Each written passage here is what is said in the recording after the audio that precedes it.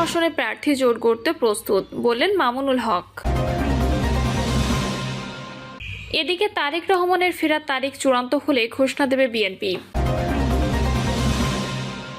জানাবো সংস্কার প্রস্তাব দলগুলোর ঐকমত্য নিয়ে সংশয়।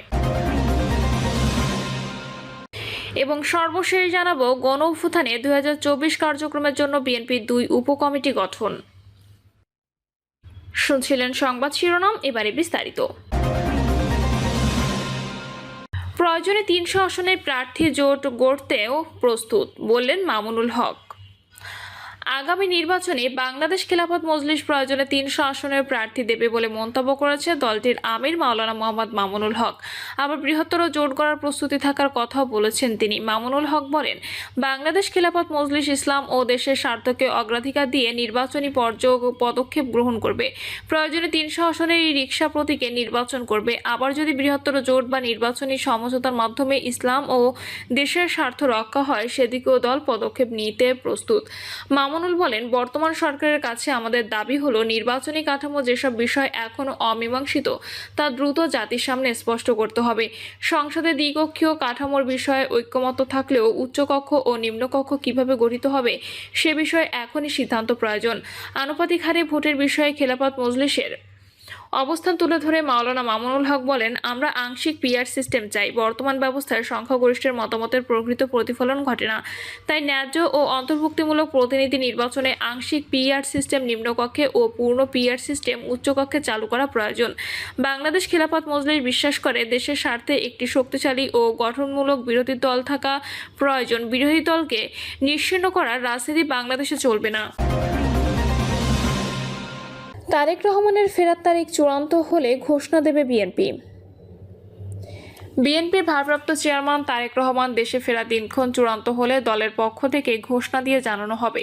কয়েকটি গণমাধ্যমে তারেক রহমানের দেশে ফেরা নিয়ে প্রতিবেদনের জের ধরে মিডিয়া সেলের এ অবস্থান সামনে আসলো।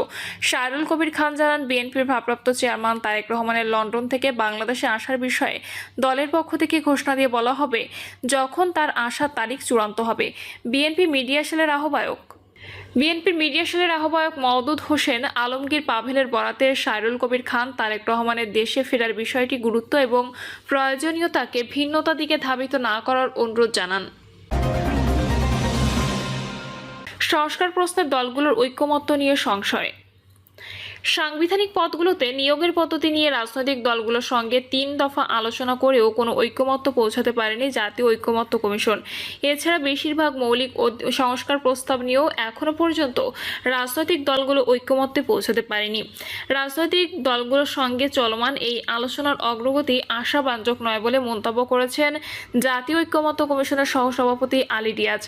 গতকাল বৈঠকের শুরুতে তিনি বলেন, আমরা স্বপ্ন দেখেছিলাম আবু সাঈদের শাহাদাত বার্ষিকীতে সবাই মিলে জুলাই সনদে স্বাক্ষর করব, কিন্তু বাস্তবে সেটা কতটা সম্ভব হবে তা নির্ভর করছে রাজনৈতিক দলগুলোর ওপর। এ বিষয়ে আমাদের এখন খানিকটা শঙ্কা রয়েছে। সংস্কার প্রশ্নে ঐক্যমত্য তৈরির লক্ষ্যে রাজনৈতিক দলগুলোর সঙ্গে দ্বিতীয় পর্বে বিষয়ভিত্তিক আলোচনা করেছে ঐক্যমত্য কমিশন। এই পর্বে মৌলিক সংস্কারের 20টির মধ্যে প্রস্তাব নিয়ে আলোচনা হওয়ার কথা রয়েছে। এখনো পর্যন্ত 7 দিনে আলোচনা হয়েছে 9টি বিষয়ে, ঐক্যমত্য হয়েছে মাত্র 2টি বিষয়ে, আর কিছু ক্ষেত্রে আংশিক ঐক্যমত্য হয়েছে। তবে কোনো বিষয় এখনো আলোচনার টেবিল থেকে বাদ দেওয়া হয়নি। এখনো পর্যন্ত যে 9টি সংস্কার প্রস্তাব নিয়ে আলোচনা হয়েছে সেগুলো হলো সংবিধানের 70 অনুচ্ছেদের পরিবর্তন, বিরোধী দল থেকে সংসদীয় কমিটির সভাপতি করা, 100 নারী আসনে সরাসরি ভোট, দ্বিকক্ষ বিশিষ্ট সংসদ, প্রধান বিচারপতি নিয়োগ, জাতীয় সাংবিধানিক কাউন্সিল গঠন, রাষ্ট্রপতি পদে নির্বাচন, প্রধানমন্ত্রীর মেয়াদকাল এবং সংবিধানে রাষ্ট্রের মূলনীতি। এর মধ্যে এনসিসির পরিবর্তনের সাংবিধানিক ও সংবিধিবদ্ধ প্রতিষ্ঠানের নিয়োগ কমিটি গঠনের নতুন প্রস্তাব আনা হয়। এই 9টি প্রস্তাবের মধ্যে 70 অনুচ্ছেদ ও বিরোধী দলগুলোর আসনের অনুপাত সংসদীয় কমিটির সভাপতি পদ দেওয়ার বিষয়ে ঐক্যমত্য হয়েছে। এক ব্যক্তি জীবনের সর্বোচ্চ 10 বছর প্রধানমন্ত্রী পদে থাকতে পারবেন, এমন প্রস্তাব নিয়ে রাজনৈতিক দলগুলো মোটামুটি একমত হলেও এখনও সিদ্ধান্ত হয়নি। বিএনপি বলেছে, সংবিধানে এনসিসি বা এ ধরনের কোনো কমিটি গঠনের বিধান রাখা হবে না। এই শর্ত পূরণ হলে তারা প্রধানমন্ত্রী মেয়াদকালের বিষয়টি মেনে নেবে। এছাড়া নির্বাচনী এলাকায় সীমানা নির্ধারণ, তত্ত্বাবধায়ক সরকারের রূপরেখা, সংবিধান সংশোধন পদ্ধতি, জরুরি অবস্থা ঘোষণার প্রক্রিয়া, স্থানীয় সরকারের নারী প্রতিনিধিত্ব উচ্চকক্ষে নির্বাচন পদ্ধতি, জেলা সমন্বয় কাউন্সিল গঠন ইত্যাদি বিষয়ে এখনও আলোচনা শুরু হয়নি। গত বছরের অক্টোবরে অন্তর্বর্তী সরকার সংবিধান, নির্বাচন ব্যবস্থা, বিচার বিভাগ, দুর্নীতি দমন কমিশন, জনপ্রশাসন ও পুলিশ সংস্কার কমিশন গঠন করে। ফেব্রুয়ারি মাসে কমিশনগুলো পূর্ণাঙ্গ প্রতিবেদন হয়। পরে ঐকমত্য প্রতিষ্ঠার লক্ষ্যে এই 6 কমিশনের প্রধানদের নিয়ে প্রধান উপদেষ্টার নেতৃত্বে জাতীয় ঐকমত্য কমিশন যাত্রা শুরু করে। এই কমিশন সংস্কারের 166টি গুরুত্বপূর্ণ সুপারিশ নিয়ে দলগুলোর কাছ থেকে ছক আকারে মত নেয়। এরপর 20 মার্চ থেকে শুরু হয় দলগুলোর সঙ্গে আলাদা আলোচনা। এটি চলে 19 মে পর্যন্ত। 2রা জুন প্রধান উপদেষ্টা অধ্যাপক মোহাম্মদ ইউনূস দ্বিতীয় পর্বের আলোচনা উদ্বোধন করে। গতকাল ফরেন সার্ভিস একাডেমিতে দলগুলোর সঙ্গে আলোচনায় জাতীয় নাগরিক পার্টির সদস্য সচিব আক্তার হোসেনের মৌলিক সংস্কার প্রস্তাবের উপর কতটা ঐকমত্য হবে সে ব্যাপারে শঙ্কা প্রকাশ করেন। তিনি বলেন, যে বিষয়গুলো মৌলিক সংস্কারের ভিত্তি হিসেবে উপস্থাপিত হয়েছে সেগুলোতে বিএনপি বা তার সঙ্গে আরও কয়েকটি দল দ্বিমত পোষণ করছে। ঘণ্টার পর ঘণ্টা আলোচনার পরও যে বিষয়টা অমীমাংসিত থেকে যাচ্ছে, এটা একটা আশঙ্কা জায়গা তৈরি করছে। সাংবিধানিক প্রতিষ্ঠানের নিয়োগ কমিটি নিয়ে আলোচনার পর বিরতিতে সাংবাদিকদের সঙ্গে কথা বলেন জামাত ইসলামীর নায়েবে আমির সৈয়দ আবদুল্লাহ মোহাম্মদ তাহের। তিনি বলেন, এগুলো নিয়ে আগেও আলোচনা হয়েছে, কিন্তু দেখা যাচ্ছে সবাই মিলে ঐকমত্য পৌঁছানো প্রায় অসম্ভব। বিএনপি এই প্রস্তাবের বিরোধিতা করেছে। গতকাল আলোচনা শেষ পর্যায়ে এনসিপির যুগ্ম আহ্বায়ক জাবির রাসিন বলেন, 11টা থেকে 3 ঘণ্টা আলোচনা করে বিএনপির স্থায়ী কমিটির সদস্য সালাউদ্দিন আহমেদের কাছে এসে আলোচনা আটকে যায়। বিকেলে 3টা থেকে প্রায় 5টা পর্যন্ত আলোচনা করে একটা জায়গায় এসে আটকে যায়।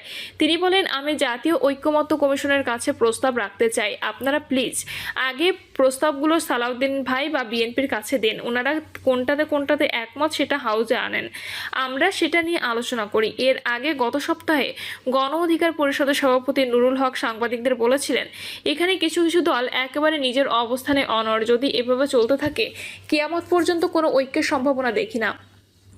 পাল্টা প্রশ্ন, সালাউদ্দিনের বিভিন্ন বিষয়ে বিএনপি একমত হচ্ছে উল্লেখ করে বিএনপির স্থায়ী কমিটির সদস্য সালাউদ্দিন আহমেদ সাংবাদিকদের বলেন, এখন জাতীয় ঐকমত্য কমিশনের সকল প্রস্তাবে যদি আমাদের 100% একমত হতে বলে তাহলে আলোচনার জন্য ডাকা হলো কেন?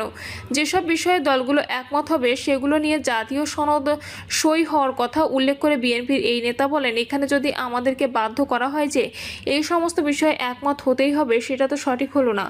সংসদ দ্বিকক্ষ বিশিষ্ট করার প্রস্তাবে বিএনপি সহ বেশিরভাগ দল একমত হলেও উচ্চকক্ষে নির্বাচন প্রক্রিয়া ও ক্ষমতা নিয়ে মতভিন্নতা দূর হয়নি। সংস্কার কমিশনের প্রস্তাব হলো একটি দল নিম্নকক্ষে নির্বাচনে যত ভোট পাবে তার অনুপাতে উচ্চকক্ষে আসন পাবেন। জামায়াত, এনসিপি বেশিরভাগ দল এই প্রস্তাব সমর্থন করে, তবে বিএনপি কয়েকটি দল এই পদ্ধতির বিপক্ষে। তারা নিম্নকক্ষে প্রাপ্ত আসনের ভিত্তিতে উচ্চকক্ষে আসন বন্টনের পক্ষে। সালাউদ্দিন আহমেদ আলোচনায় বলেন, নির্বাহী বিভাগের কর্তৃত্ব খর্ব হয় এমন বিধান সংবিধানে যোগ করা ঠিক হবে না। তিনি এ বিষয়ে অনেকবার বক্তব্য দিয়েছেন। একই বিষয়ে 3 দিন আলোচনা করতে হলে আগে সিদ্ধান্ত নিতে হবে ঐকমত্য প্রতিষ্ঠার প্রক্রিয়া কি। আলোচনায় নাগরিক ঐক্যের সভাপতি মাহমুদুর রহমান মান্না বলেন, যদি নিম্নকক্ষের আসনের অনুপাতে উচ্চকক্ষ গঠন করা হয় তাহলে এটি নিম্নকক্ষের রেপ্লিকা হবে। এ মুহূর্তে নিম্নকক্ষের সংখ্যানুপাতিক পদ্ধতি চালু করার কথা তারা বলছেন, তবে উচ্চকক্ষের এই পদ্ধতি লাগবে। এনসিপির সদস্য সচিব আক্তার হোসেন বলেন, গত বছরের এই সময়ে তারা এমন বাংলাদেশ চেয়েছিলেন যেখানে ক্ষমতায় ভারসাম্য ও বিকেন্দ্রীকরণ হবে, জবাবদিহি থাকবে। সাংবিধানিক প্রতিষ্ঠানগুলো যদি প্রধানমন্ত্রীর করায়ত্ত করা হয়, ঐকমত্য কমিশনের বসবা এতগুলো মানুষের প্রাণ দেওয়া এসবের কোনো অর্থ থাকে না। তিনি বলেন, নিম্নকক্ষের আসনের ভিত্তিতে উচ্চকক্ষের আসন বন্টন করা হলে সেটার কোনো মানে হয় না, আর উচ্চকক্ষের ক্ষমতা না থাকলে সেটার প্রয়োজনীয়তা থাকে না। ইসলামী আন্দোলন বাংলাদেশের প্রেসিডিয়াম সদস্য আশরাফ আলী আকন বলেন, মৌলিক হলো সংসদের নিম্নকক্ষ। তারা নিম্নকক্ষের সংখ্যানুপাতিক ও প্রতিনিধিত্ব পদ্ধতিতে নির্বাচনের প্রস্তাব করছেন। আরও অনেক দল এই দাবি করেছেন, কিন্তু ঐকমত্য কমিশনের আলোচনা বিষয়টি না আসায় ধূম্রজাল সৃষ্টি হয়েছে। আলোচনা শেষে বিকেলে আলী রিয়াজ সাংবাদিকদের বলেন, এনসিসি পরিবর্তনের নিয়োগ কমিটি প্রস্তাবকে অধিকাংশ দল স্বাগত জানিয়েছে। এখনও যেসব দল একমত হয়নি, প্রস্তাবটিতে কয়েকটি সংশোধনের পর তাদের বিষয়টি পুনর্বিবেচনার অনুরোধ করা হয়েছে। কমিশন আশা করছে পরবর্তী আলোচনার বিষয়টি নিষ্পত্তি হবে।